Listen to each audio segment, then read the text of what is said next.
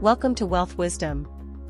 If you have ambitions to achieve financial success, please leave yes in the comment, and we are here to help you obtain insight and build wealth. The book we are going to share today is Change Your World by John C. Maxwell and Rob Hoskins. Transform your world, one small action at a time.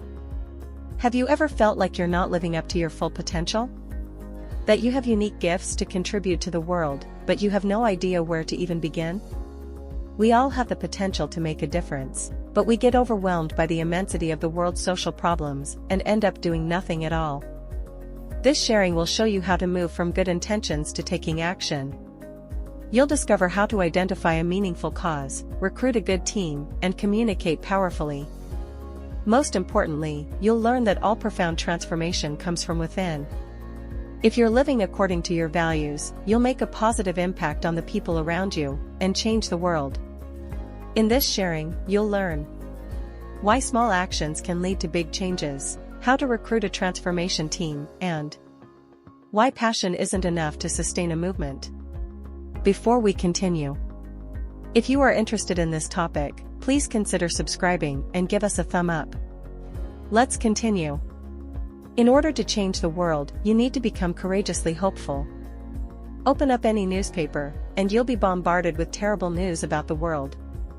Hundreds of thousands of deaths due to coronavirus, wildfires ravaging countries, people losing their jobs and homes, the list continues. Reading that kind of news can make you want to throw up your hands in despair. But you can't afford to get demoralized or wait for other people to solve the world's problems. If you really want to change the world, you have to start thinking about how you can become a unique part of the solution. The key message here is, in order to change the world, you need to become courageously hopeful. We place artificial limits on ourselves when we buy into the belief that we can't change the world.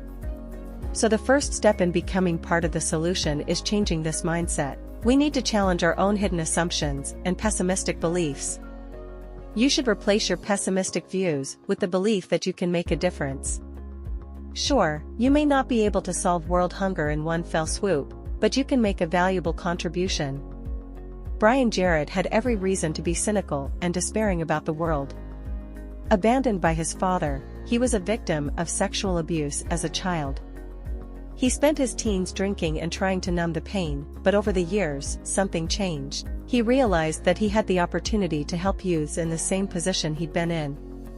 He dared to hope for a different future, for himself, and for the young people he worked with. Jarrett and his wife founded Lonesome Dove Ranch, a place of healing and rehabilitation for young people who had suffered abuse.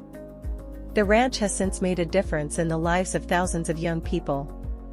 Like Jarrett, you need to be courageously hopeful about the future. Hope isn't passive. Being hopeful doesn't mean that you're burying your head in the sand and just hoping for the best. Rather, it means that you're aware of the vast problems you face, and believe that by taking action you can help to make things better. As we'll learn in the next chapter, we can all become catalysts for change. We simply need to identify a cause that moves us, and then get to work. Become a catalyst for change by starting with small actions. A man walks along a windy beach that is full of starfish washed up by a storm. He sees a boy tossing the starfish back into the sea one by one and asks him why he's bothering. After all, there are thousands of starfish on the beach and the boy can't possibly save them all. The boy replies, "I can't save them all, but I can make a difference to this one starfish." This well-known story about the boy and the starfish contains powerful truths about how activism works. You can't save the whole world, at least not all at once. But you can start somewhere. By leaping into action you will inspire other people to do the same.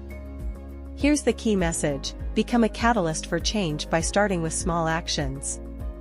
When one of the authors, Rob Hoskins, traveled to Lima, he met a girl named Tiffany who lived in poverty with her family. The family lived in a shack, and her father had a serious drinking problem.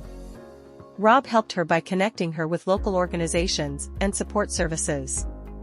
Thanks to that intervention, Tiffany managed to finish high school and even ended up founding her own school for other children in the community. Her leadership inspired her father to stop drinking, and her whole family joined in the effort. This is just one example of how small actions ripple outwards, creating bigger change than you could imagine. Rob was a catalyst for change, inspiring Tiffany and then her family and community to make a difference. So how can you become a catalyst for change in your own community? Well, start by focusing on your strengths and passions. What are your unique qualities and experiences? Where can you add value to the world? What have you been successful at doing in the past? It's important that you own your dream, that it fits who you are, and what you care about. Then you need to move from having good intentions to having good actions. Talk, as the saying goes, is cheap. You could spend your whole life pondering how to make a difference. But the real power lies in taking action with a sense of urgency. Don't wait for a perfect plan. You may never know how exactly to tackle the problem. For example, Rob didn't have a master plan for exactly how to help Tiffany. He just knew he had to do something, so he jumped in and took the actions he could think of at the time. You, too, should be emboldened to start somewhere, and learn as you go along. Once you've identified your cause, you need to recruit a transformation team. Sam Yoder is a small business owner who was one of many affected by the relentless spread of the coronavirus in March of 2020. As Ohio shut down, he had sleepless nights trying to come up with ways to keep paying salaries for his 100-strong team. The solution came from an unexpected quarter. A printing company contacted him out of the blue. They asked if his company could help them to create plastic face shields that were desperately needed by medical workers. The printing company had the raw materials, but no staff or production facilities. Sam and his staff needed no convincing. They converted their facility into a mask manufacturing warehouse, and managed to produce 35,000 masks every day. Not only could Sam cover his payroll, but company morale had never been higher as everyone pulled together to make a difference. The key message is this: once you've identified your cause, you need to recruit a transformation team. This example shows the great power of working as a team. Sam Yoder is an exceptional leader, but he could have done very little without the commitment of his staff and the collaboration of the printing company that donated the raw materials. Together, they made an enormous contribution to the fight to keep medical workers safe against the coronavirus. Real change always happens in the context of a transformation team. Together, we can achieve more than we ever could apart. But how do you find the perfect people to be part of your team? To start with, you should look for people who are already doing what you're passionate about. There's no need to reinvent the wheel.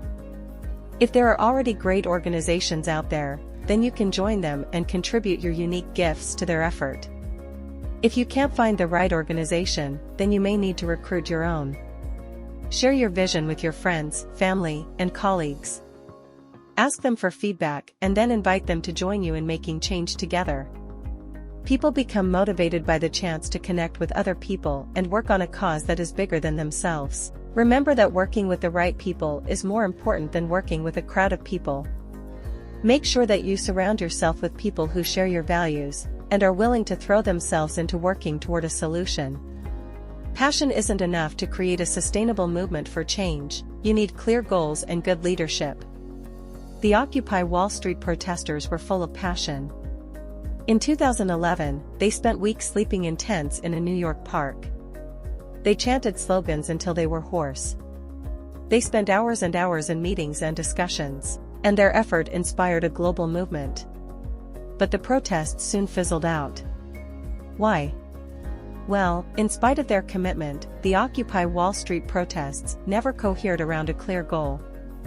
The protests targeted, variously, concerns about Wall Street corruption, income disparity, global warming, and a long list of other causes. But it's not enough simply to be against something. Real transformation requires a positive goal toward which to work. The key message here is, passion isn't enough to create a sustainable movement for change. You need clear goals and good leadership. As well as lacking a clear goal, Occupy Wall Street also lacked real leadership. That was by design. The movement endeavored to be non-hierarchical and decide everything by consensus. But it meant that the group wasted too much time on unproductive meetings, and had a multitude of cooks trying to stir the proverbial broth with conflicting agendas. Successful transformation requires good leaders. We need only look at the civil rights movement of the 1960s for a good example. The young preacher Martin Luther King Jr. made enormous strides in fighting racial discrimination through his inspiring and consistent leadership, leading nonviolent protests across the nation that contributed to the passing of the Civil Rights Act of 1964. After King's assassination, his deputy took over. But he was a less effective leader, and the movement faltered accordingly. Of course, a leader is nothing without good organization. Any movement requires a backbone of organizational support, be it paid or volunteer, that helps keep all the vital cogs moving. And transformation can only occur when leaders are supported by a grassroots movement.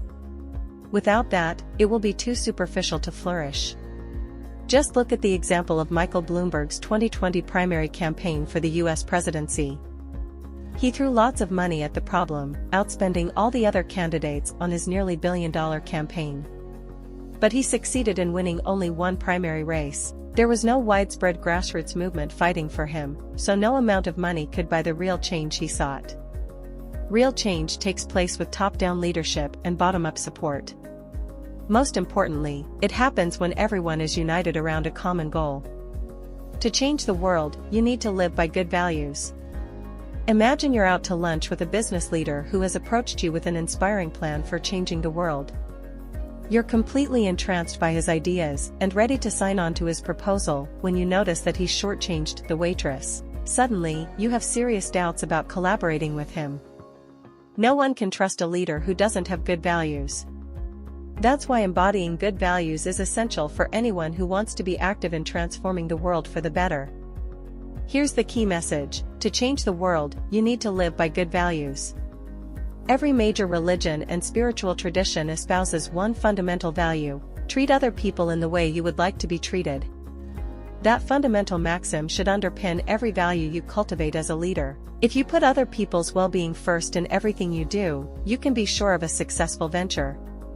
But what if you grew up in an environment where those kinds of values were never taught? Does that mean you can never make positive change in the world? Emphatically, no. The great thing about good values is that they can be practiced and learned. Living according to good values is a choice you make every day, not an inherent quality. People who choose to embrace good values can completely transform their lives and the world around them. Take this inspiring example from Chihuahua, Mexico. A business leader was doing values training with his employees. When he came to the value of forgiveness, one of his employees, Renee, interrupted him. "I can't adopt that value," he said. Renee's brother had been murdered, and he was determined to hunt down and kill the murderer as revenge. However, the values training still made a deep impression on Renee. Slowly he began to shift his view. When he did finally meet his brother's killer, he ended up forgiving him. His new values allowed him to transform a cycle of violence and destruction into one of healing for both families. Good values transcend specific circumstances. When they're internalized, they give you a blueprint for all future action. Good values can have a positive impact on every aspect of an organization. For example, Guatemalan bank Bantrab experienced a growth spurt of nearly 20% in their financial portfolio in the years after implementing values training for every member of staff. They were also rated one of the best places to work 3 years in a row. Valued employees create successful organizations. The fastest way to create change is through transformational conversations. When was the last time you sat down together with friends for a good talk? The kind where the food goes cold and the candles burn down while you're discussing life together? Sharing meals is about much more than food. It's about communicating with other people through good conversation. Conversation is a bridge to overcoming adversity and finding a way forward when you feel very stuck. Conversation allows you a chance to see each other's points of views and acknowledge the reality of the situation, even when it feels very tough. The key message is this: the fastest way to create change is through transformational conversations. The authors believe so fervently in the power of conversation to effect change that they've made what they call transformation tables a cornerstone of their methodology and teaching. In fact, over 1.3 million people sat around 200,000 transformation tables all over the world as part of the author's nonprofit work. But what, exactly, is a transformation table? It's a group of people sitting together to have an intentional conversation about values and how to create change. Starting such a table is simple. You don't need any advanced training or special resources. You simply need to ask yourself, am I ready to work on myself? And would it benefit others in my community to do the same? If you answer yes to those questions, then just begin. Invite 3 other people to join you for weekly conversations. Each week, you'll discuss specific values, and each group member will have a chance to evaluate how he or she is living that value. Everyone will identify areas in which they need to grow or work on something, and then come up with some specific actions they can take in that area. In the follow-up meeting, all group members discuss the actions they've taken. Transformation tables have helped hundreds of thousands of people to bring about change in their communities.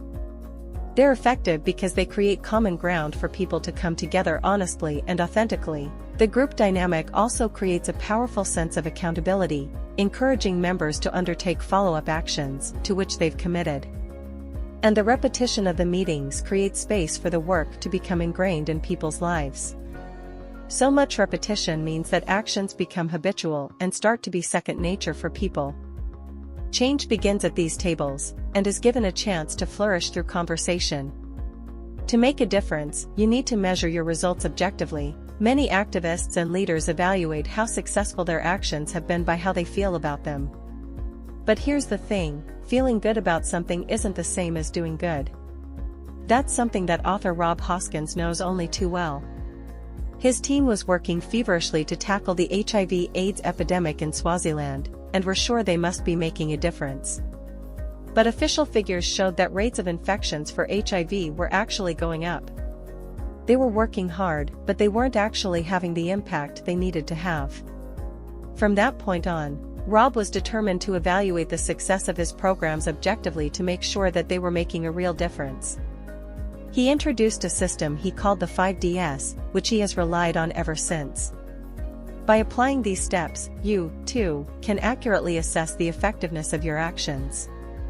The key message here is, to make a difference, you need to measure your results objectively. The first D is discovery. This is the information gathering phase of the process. If you're just starting up, then do an evaluation of the field to discover what resources you can tap into. Interview people already working on the problem, and find information on the specific needs of the community you're working to help. The second D is design. In this phase of the process, you make a plan of action. To do this, you need to visualize what you'd like your project to achieve, and then work backwards. Identify specific steps you'll need to take to reach your goal, and think about how you'll measure their effectiveness. Then make an ambitious, but achievable timeline for completion. The third D stands for deploy. This is the very important stage where you actually leap into action, and get to work. Test your ideas in practice, starting small. This is the best way to learn whether they'll be effective or there's something you need to tweak. The fourth D stands for document. This phase involves keeping careful records of your activities and their impact. How many people have you reached, and what specific measurable outcomes has your project achieved? Whether online or on paper, documentation forms the backbone of any evaluation. And, finally, the fifth D stands for dream. Together with your team, reflect on progress made and imagine what's possible for the future. Now begin again. Assessing impact according to the 5Ds is not a linear process. Rather, it's cyclical. Changing the world means constantly reflecting on your progress, and refining your actions. That's the end of today's sharing. If you like our content, please give us a thumb up and share it with your friends. See you next time.